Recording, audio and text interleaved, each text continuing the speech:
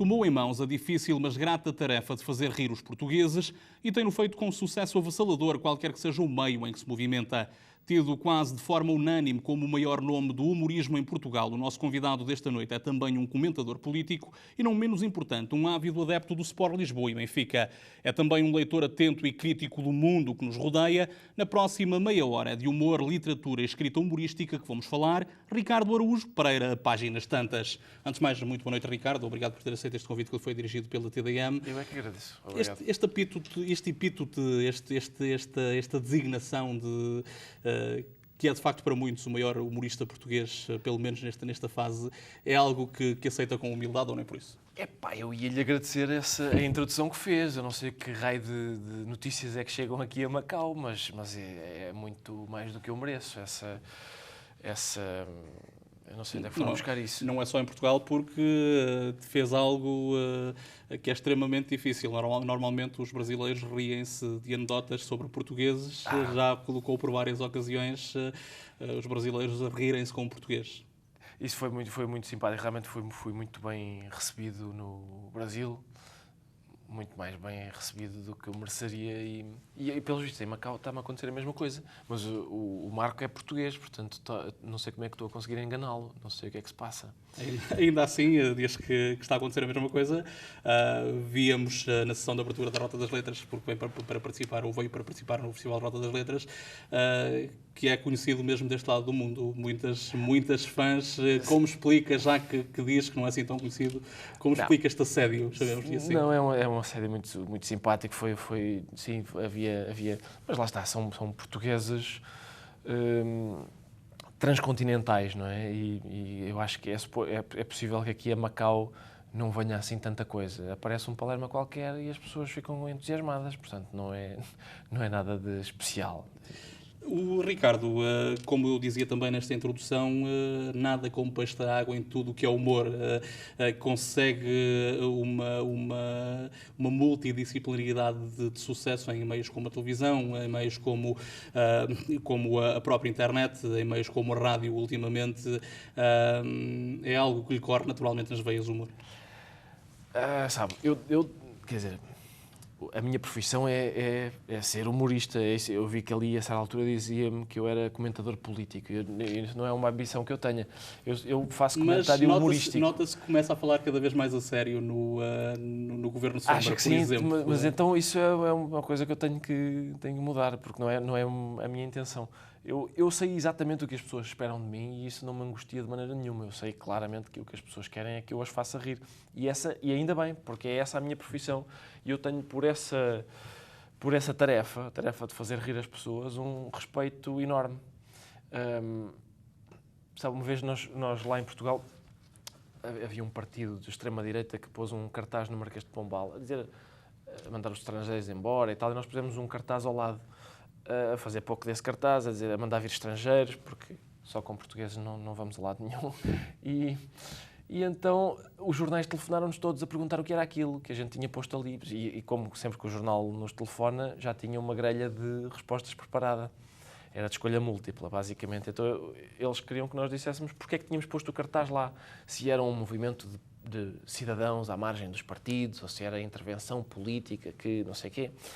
E nós respondemos, não, era uma piada. Que era a nossa intenção, era fazer rir as pessoas. Mas os jornais, no dia seguinte, publicaram aquilo dizendo... Eles, afinal, dizem que é só uma piada. Note, o só foram eles que puseram. Eu nunca diria só uma piada. É como dizer, sim, aquilo entre Dom Pedro e Dona Inês era só amor. Para mim não faz sentido dizer só uma piada, percebe? É a mesma coisa. Os portugueses, nesse sentido, levam as coisas demasiado a sério.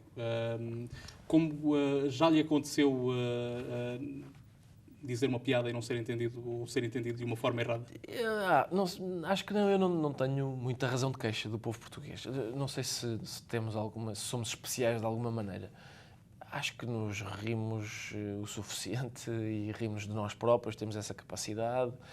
Tenho sempre muita dificuldade em dizer o povo português faz isto, porque o povo português é muita gente, são muitas pessoas diferentes e tal. Eu, pessoalmente, não tenho nenhuma razão de queixa, antes pelo contrário. E há uma coisa, de facto, que eu acho que eu tenho dificuldade em identificar neste momento, mas que tem a ver com o momento presente de Portugal, que é, normalmente há aquele lugar comum, que, como todos os lugares comuns têm um fundo de verdade, que é as pessoas dizerem que em momentos de crise o humor é mais necessário, ou as pessoas procuram mais o humor porque têm, digamos, uma necessidade de rir que é maior do que noutras alturas. Nesta crise que nós estamos a viver agora, há um desconforto qualquer que me é difícil descrever, mas ainda no sábado, antes de eu vir, houve uma manifestação em Portugal e todos os relatos estavam impressionados com o modo como... Uma manifestação, em princípio, é uma coisa festiva, não é? É um protesto, mas normalmente é um protesto festivo. Há cartazes, há gritos. E o que as pessoas dizem nessa manifestação é que era uma manifestação muito silenciosa e de pessoas tristes.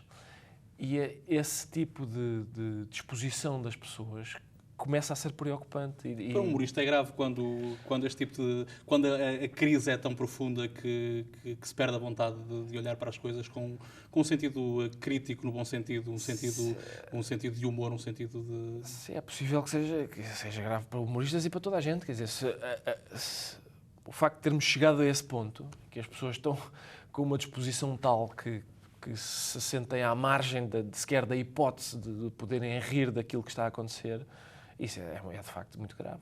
Ri-se de si próprio. Pergunto-lhe isto porque recentemente a TVI pagou-lhe uma partida. Pois foi. Recuperou... Eu, assim que puder, vou à TVI tentar, enfim, bater nas pessoas que me fizeram aquilo. Sabe, uma vez eu já contei esta história, e, aliás, contei-a na Visão e o texto que eu escrevi foi aproveitado para um livro de português dos miúdos na escola. E é por isso que o ensino em Portugal está como está. Se até os meus textos já aparecem lá, faça as contas. Mas o que aconteceu foi que, sabe, uma vez, eu fui jornalista durante breves momentos e uma das primeiras pessoas que entrevistei foi uma escritora de que eu gosto imenso, chamada Adília Lopes. E ela tem um poema... Poetiza-se. Sim, exatamente. Tem um poema muito breve, chamado Autobiografia Sumária. O poema diz só: os meus gatos gostam de brincar com as minhas baratas. E eu fui a ter com a Adília Lopes e disse: ouça, a sua autobiografia sumária é também um resumo da minha vida, é também a minha autobiografia sumária. Os meus gatos, ou seja, aquilo que em mim é felino, é cruel, é goçado, gosta de brincar com as minhas baratas, com aquilo que em mim é reles, é sujo, é vil. E eu acho que esse é um trabalho essencial do humorista, é pôr os seus gatos a brincarem com as suas baratas. Claro que quando eu disse isto à Adília Lopes, ela fez uma pausa que eu supus que era para interiorizar todo o brilhantismo da minha análise, e depois disse-me: não, sabe, o que se passa é que eu moro numa casa velha, que tem baratas, e tenho gatos também, e eles gostam de ir para a cozinha brincar com as baratas. Quando ela fez o gesto das patinhas dos gatos, eu pensei: pronto, acabou-se a minha carreira na crítica literária. O poema dela continuo a achar ótimo, mas o meu tem aquele interesse de eu achar que é um dos trabalhos essenciais do humorista, é pôr os seus gatos a brincar sobre as... Curiosamente falo com mestria, mas sem nunca ter enverdado, nem na altura do Gato Fedorento, nem posteriormente nos outros projetos que teve em mãos, por um humor de tipo brejeiro, de um tipo popular, ominoso, palavroso. É difícil fugir a este paradigma num país que gosta tanto ou que se ri tanto das asneiras e das palavras feias. E repare, eu também me rio. E eu rio-me também. Eu gosto imenso do Bocage e do Gregório de Matos. E há uma longa tradição portuguesa de obscenidade e chocarrice. A questão é quando fazemos uma coisa para um meio de comunicação social que chega a uma massa muito grande, eu tenho algum pudor em fazê-lo por duas razões. A primeira é óbvia, não é? É porque às vezes eu tenho crianças que vêm ter comigo a dizer que vêm as minhas... No último ano estive a fazer uma coisa na rádio comercial, todas as manhãs, e isso chegava a muito mais pessoas do que eu pensava ao princípio. E chega a pessoas que estão no carro a levar as crianças à escola. E por isso não é... Eu tenho algum pudor em ter alguns excessos de linguagem aí, sabendo que há crianças a ouvir e tal. O segundo ponto, talvez mais importante do que esse, é o facto de, até certo ponto, é batutice. Porque eu tenho a certeza que se chegar à frente de uma plateia e disser um palavrão, as pessoas se riem. É quase como andar de bicicleta com rodinhas. É mais interessante fazer sem essa ajuda. Tem uma espécie de toque de Midas ainda assim, porque falava da mixórdia de temáticas, mas desde que começou a ter alguma visibilidade nas produções fictícias, depois com o projeto do Gato Fedorento, tudo em que toca é bem sucedido, digamos assim. No caso da mixórdia de temáticas, já há muito tempo que não havia um programa de rádio que de certa forma motivasse audiências ou puxasse audiências com mixórdia de temáticas. Terá, pelo que sei, um novo projeto na rádio também. Mas em que é que se inspira para conseguir fazer esse tal humor, sem ser um humor fácil, consegue tocar tanta gente e motivar tanta gente? Epá, muito obrigado. Eu continuo a agradecer o teor das tuas perguntas. Mas aquilo a que se chama inspiração, ou seja, a gente nunca sabe como é que uma ideia surge, não é? Podemos pôr-nos a pensar nisso, mas tentamos reverter o processo e não sabemos bem de onde é que aquilo aparece. Mas é uma questão de estar atento e é uma questão de ser ocioso. Isso ajuda a estar numa fase em que estamos a olhar para as coisas só pela pura curiosidade de estar a ver, seja o que for. E às vezes as ideias apresentam-se-nos, é mais isso. Claro que quando estou a falar sobre a atualidade oferece-me um motivo. Se o Presidente da República passa 35 dias sem sair sequer do Palácio de Belém e sem me dizer uma palavra, isso é um tema, evidentemente. Outras vezes acontece-me uma pessoa de família, por exemplo, falar de uma maneira especial e isso dar-me uma ideia. Ou cruzar-me com alguém na rua e essa pessoa dizer uma frase qualquer que me dá uma ideia qualquer. Há dias, a propósito da rádio comercial, estava a um ponto do Heart of Darkness, aquele livro do Joseph Conrad, que conta a história de um homem que sobe um rio num barco e tal, e para ir falar à selva profunda com um homem que lá está. E ele, a certa altura do relato, o narrador diz: eu ia no barco com uns tipos que eram canibais, mas eu fiquei aliviado quando percebi que eles estavam mais interessados no corpo do meu colega do que no meu. E eu achei que isso, de facto, era motivo para alívio. Se houver algum problema e os canibais resolverem comer alguém da tripulação, estão mais interessados naquele do que em mim.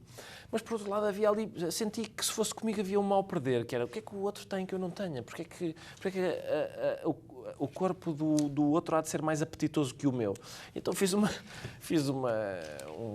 pequeno texto sobre uma senhora que é raptada por canibais e quer convencê-los que a filha é muito melhor para guisar do que a filha da vizinha dela. Em outras entrevistas que deu, neste tipo de circunstâncias, dá para perceber que a leitura sempre foi uma paixão que manteve e que reserva algum tempo à literatura e aos livros. Sim, eu gosto de ler, sempre foi assim. Eu gostaria de ter estudado literatura. É o que estou, aliás, agora a fazer depois de velho. Os meus pais acharam que era melhor eu estudar comunicação porque achavam que um jornalista ganhava mais. Não percebem nada do mercado de trabalho, os meus pais. Mas, entretanto, agora já depois de ter feito o curso que fiz, entretanto, inscrevi-me outra vez e durante uns tempos estive na Nova a fazer um curso de literatura e tal. E fiz 2 cadeiras. Na altura estava a trabalhar ao mesmo tempo e fiz 2 cadeiras e tive 19 valores nas 2 cadeiras. Por isso eu tenho média de 19 valores nesse curso. O facto de me faltarem umas 70 cadeiras é despiciando, como calcula, não é? Tem ambições literárias. O Ricardo tem obra publicada já, sobretudo as crónicas da Boca do Inferno, certo, compiladas. Tem também as crónicas sobre o Benfica, que publicou no jornal A Bola. Exatamente. Mas uma obra ficcional, eventualmente, é algo que não o tenta? Não, as minhas ambições literárias ficam-se Tenho a missão de ler literatura. É a única ambição literária que eu tenho. O Ricardo falava há pouco dos seus gatos. O mais famoso terá sido, sem dúvida, o projeto Gato Fedorento, um projeto a 4 vozes. Sim. Um projeto a 4 vozes, um pequeno incidente. Este gato está morto e enterrado ou é algo que pode ser reabilitado? Muito se fala nesta possibilidade. É certo, sim. Ele é fedorento, não é? Isso a gente nunca escondeu. Daí percebo a sua pergunta sobre se está morto. Mas não, nós estamos juntos todas as semanas, falamos ao telefone todos os dias se for preciso e ainda agora antes de vir estávamos a discutir a hipótese de quando voltar e para fazer o quê. Estávamos a falar sobre isso, sim. E um regresso à televisão a 4 é possível? É isso, sim, é possível. É qualquer dia fazemos isso. Um regresso anunciado, portanto, cá em Macau. Exatamente. Colocava-lhe uma outra questão em relação a este universo da literatura. A relação que mantém com a escrita parte, sobretudo, desse contributo que dá na revista Visão semanalmente, uma crónica que muita gente lê com regularidade. Tenta fazer humor ou tenta abordar com alguma seriedade o cotidiano, colocando ali um travo de humor? Repare, o meu plano é sempre fazer rir as pessoas.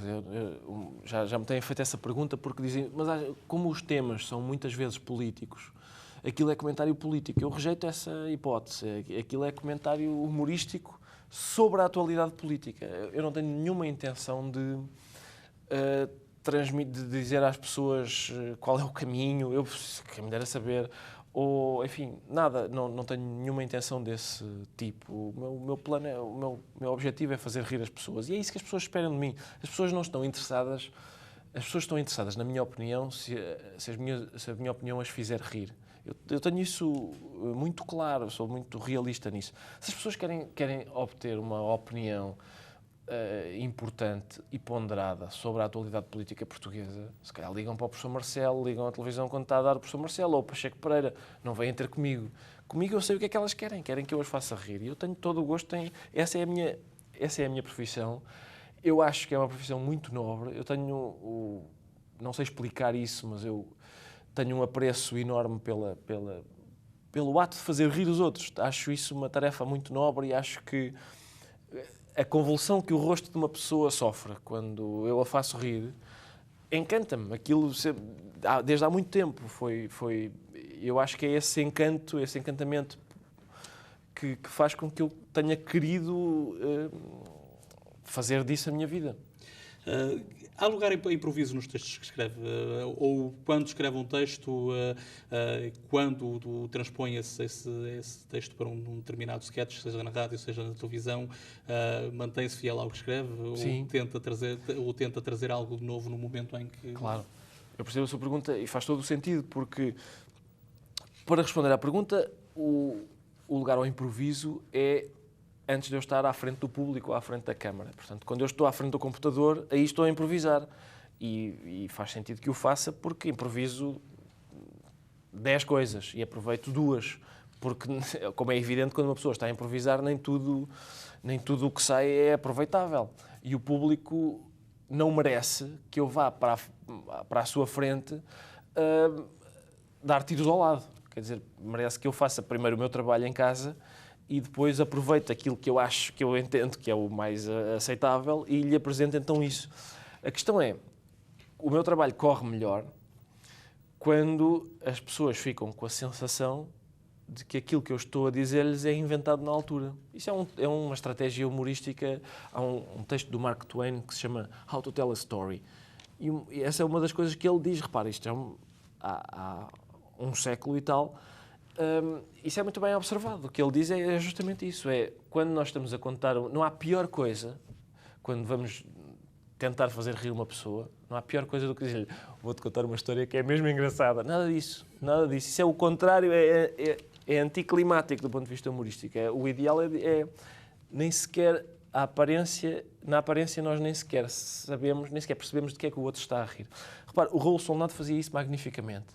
Há muitas... Aquela personagem, sobretudo aqueles textos mais conhecidos da guerra, aquela personagem do Raul Solnado, um dos fatores mais interessantes daquilo é o facto daquela personagem meio pateta não fazer ideia nenhuma da razão pela qual as pessoas se estão a rir. E isso provoca o riso ainda mais. Tem tempo ainda para stand-up? Era algo que fazia com alguma frequência? Sim. É algo que ainda faz com regularidade? Eu tempo tenho, sabe? Só que eu tenho medo da plateia. Eu tenho medo de plateias. Que é uma coisa um bocadinho desagradável uma característica chata para quem tem esta profissão. E, portanto, eu em Portugal quase não faço. Fiz o ano passado, quando fui ao Brasil, e este ano convidaram-me outra vez e sou capaz de fazer outra vez. Mas lá está, faço porque é no Brasil e porque é divertido ir ao Brasil e eu tenho de ganhar coragem de fazer-me um homenzinho porque, repara, é como a montanha-russa. no fim, aquilo foi divertido. Mas antes de entrar para lá, dá vontade de vomitar. Digo-lhe assim, é exatamente isso que me acontece quando há entrada para o palco. Mesmo com uma porrada de anos de experiência, Já. mesmo com... Sim, não, é o que eu lhe digo, é uma mariquice. Mas mesmo com esses anos todos, eu continuo a ter dificuldade em reter a urina no meu organismo quando estou no palco. Falava há pouco do Raul Solnado que deixou marca no humor português. Hermano José também, de uma forma diferente, e lá vai a caneta de novo. Hermano José de novo também, ainda de uma forma diferente.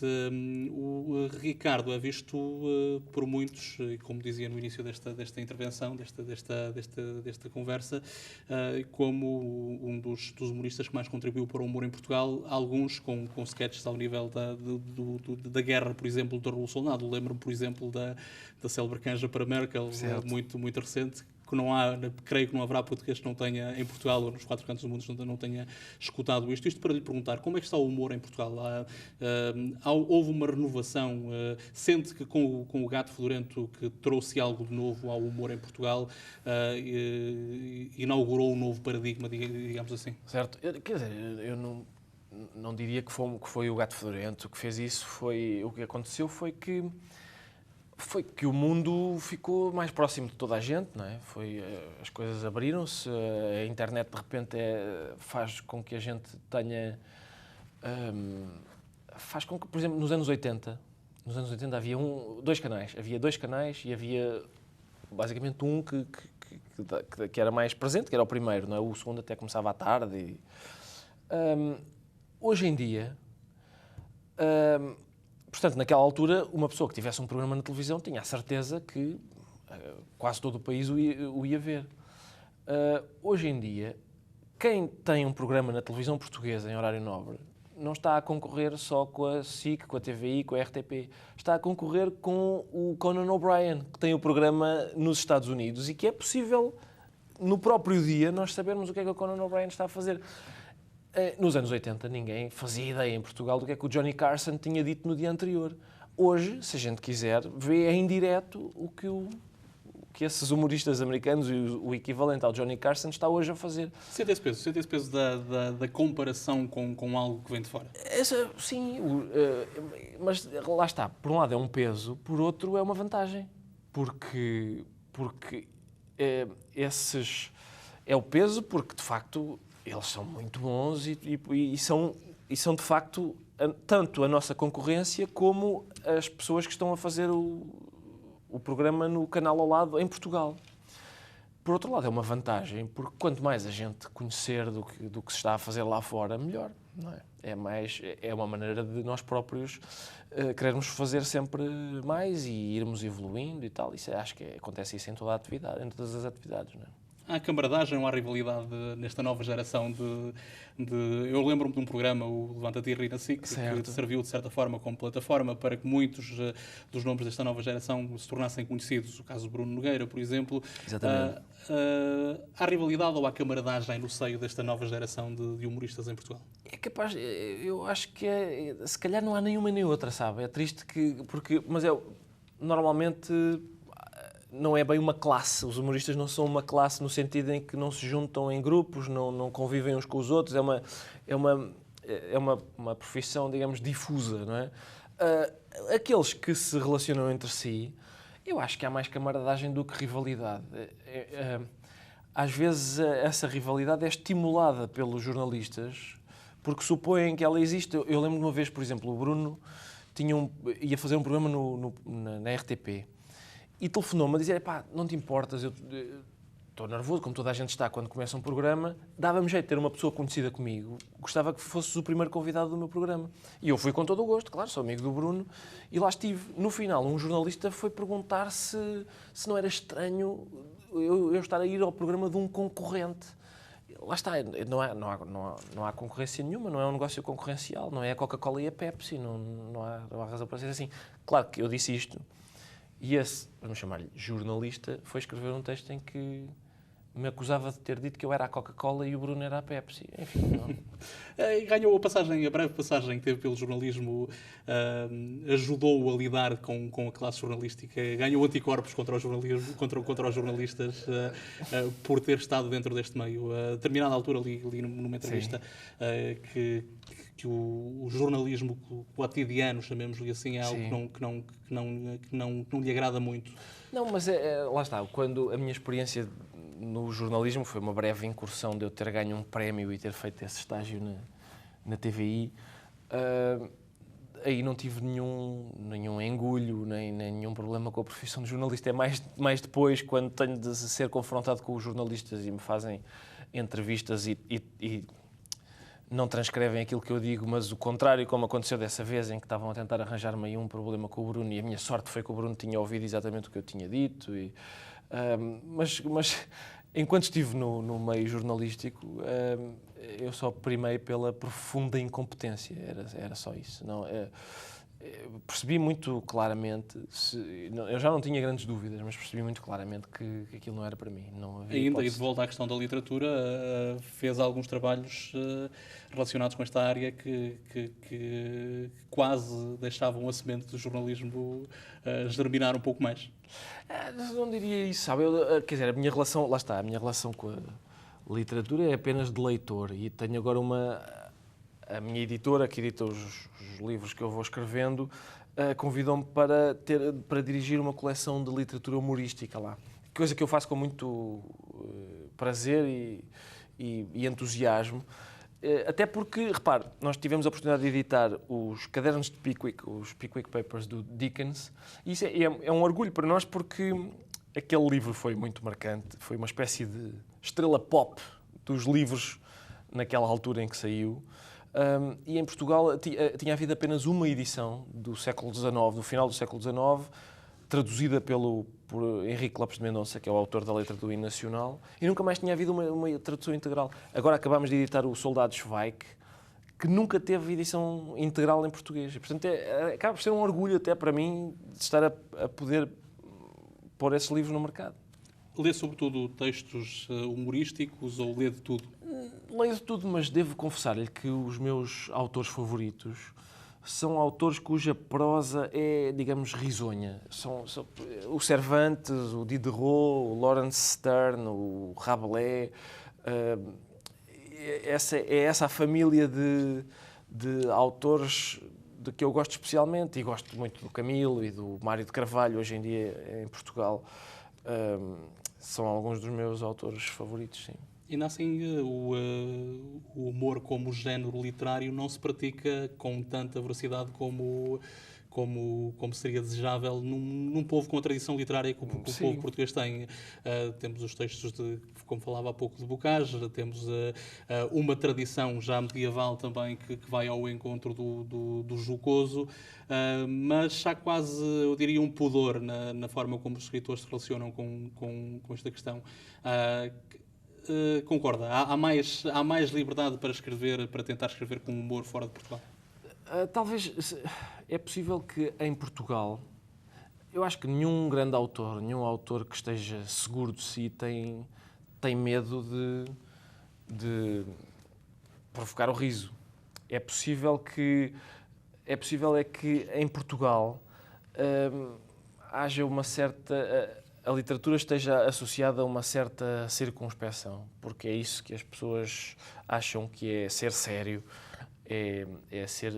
Lá está, em Portugal a palavra sério tanto significa, e noutras línguas também, tanto significa honesto, reto, como significa circunspecto. E às vezes as pessoas têm dificuldade em distinguir, em perceber que podem ser honestas e retas e sérias desse ponto de vista e ser risonhas ao mesmo tempo. E, portanto, é possível que essa circunspeção que é possível que marque a literatura portuguesa seja uma forma das pessoas se fazerem respeitar, no sentido em que talvez pensem que terão menos respeito da crítica e do público se escreverem qualquer coisa que provoque o riso. Sabe, há uma coisa, neste momento há em Portugal uma exposição chamada precisamente o riso.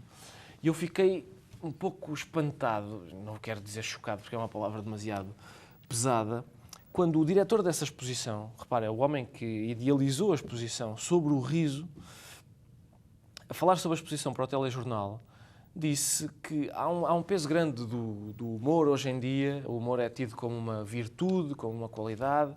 E diz ele, essa é a parte que me interessa, se um político disser uma piada, mais facilmente aparece no telejornal em destaque do que se disser uma verdade que toda a gente acha inquestionável.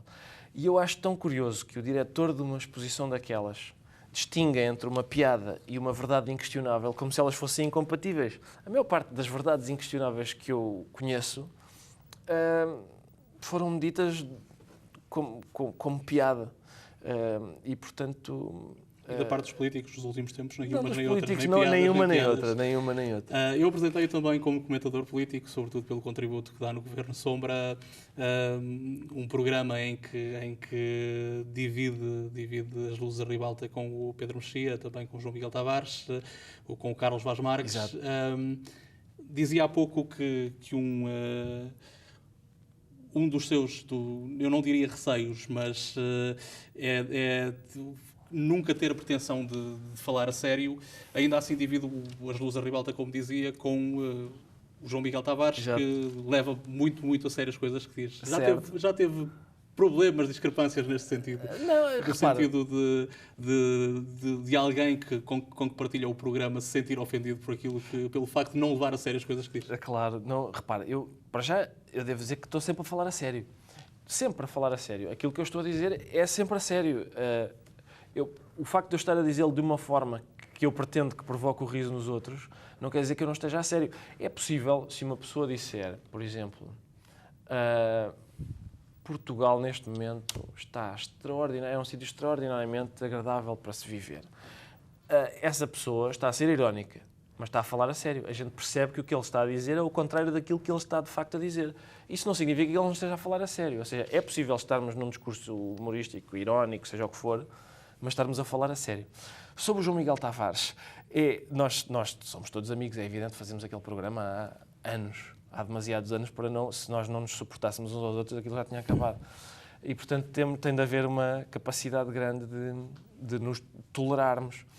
E, portanto, aquilo é mais fogo de vista do que outra coisa. Aquilo a gente até faz de propósito para se espicaçar durante o programa, porque é mais divertido se aquilo se houver oposição entre nós do que se estivermos todos a dizer a mesma coisa. Agora, às vezes o João Miguel queixa-se, tem razão, queixa-se de que está a tentar falar a sério e vem um palerma e faz uma piada qualquer e ele diz isso, e com razão, que é, para o público, num certo ponto de vista, ganha o debate o tipo que disser a piada mais engraçada do que o tipo que, digamos, tenha o argumento mais sólido. Qual é a minha sorte? E nesse ponto de vista o João Miguel Tavares não se pode queixar. É que o João Miguel quase nunca tem razão. Portanto, não há hipótese nenhuma de eu estar a fazer uma piada que desmonta o argumento muito bom dele, porque é raríssimo ele ter bons argumentos. Bom humorista, um leitor ávido e, sobretudo, um bom benfiquista.